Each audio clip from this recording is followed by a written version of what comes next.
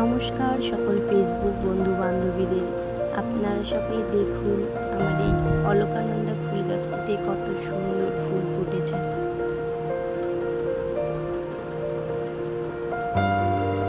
তো বন্ধুরা, আপনাদের কার কার বাড়িতে এই ফুল গাছ আছে আমাকে কমেন্ট করে জানাবেন প্লিজ।